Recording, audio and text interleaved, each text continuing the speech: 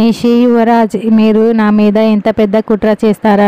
మీకు ఈ ఇంట్లో స్థానం లేదు, మర్యాదగా మీరిద్దరూ ఈ ఇంట్లో నుంచి బయటికి వెళ్ళిపోండి అని కౌశికి యువరాజ్ నిషిని బయటికి వెళ్ళిపోమని చెప్తూ ఉంటుంది. అప్పుడు నిషి ఏమాత్రం తగ్గకుండా, చూడండి వదిన, ఈ వజ్రపాటి కుటుంబానికి మా ఆయన కూడా వారసుడే, ఈ ఆస్తిలో మా ఆయనకు కూడా హక్కు ఉంది, కాబట్టి మీరు వెళ్ళిపోమని చెప్పినంత మాత్రాన మేమెందుకు వెళ్ళిపోతామో, మేము ఎక్కడికి వెళ్ళిపోమో, ముందు ఆస్తి పంచి ఇవ్వండి అని నిషి అంటుంది. ఏంటి నేను మీకు ఆస్తి పంచించేది? ఇదంతా కూడా నా ఆస్తి, నేను కష్టపడి సంపాదించింది, ఇందులో యువరాజ్ సంపాదించింది ఏమీ కూడా లేదు, కాబట్టి దీంట్లో ఒక్క పైసా కూడా ఆస్తి నేను యువరాజ్ కి ఇవ్వను, కాబట్టి మర్యాదగా బయటికి వెళ్ళిపోండి అని కౌశికి తేల్చి చెప్పేస్తుంది. దాంతో నిషి, యువరాజ్ చాలా షాకింగ్ గా కౌశికి మాటల్ని వింటూ ఉంటే దాత్రి, కేదార్ మామూలుగా మౌనంగా వింటూ ఉంటారు. అప్పుడు వైజయంతి చాలా టెన్షన్ పడిపోతూ, అమ్మి కౌశికి ఇంకొకసారి ఆలోచించమ్మి, ఒకసారి వీళ్ళని క్షమించేసే అమ్మి, ఒక్కసారికి అని వేడుకుంటూ ఉంటుంది. పిన్ని ఇంకా ఎన్ని రోజులని నేను వీళ్ళు చేస్తున్న కుట్రలని చూస్తూ ఉండాలి? ఇక నా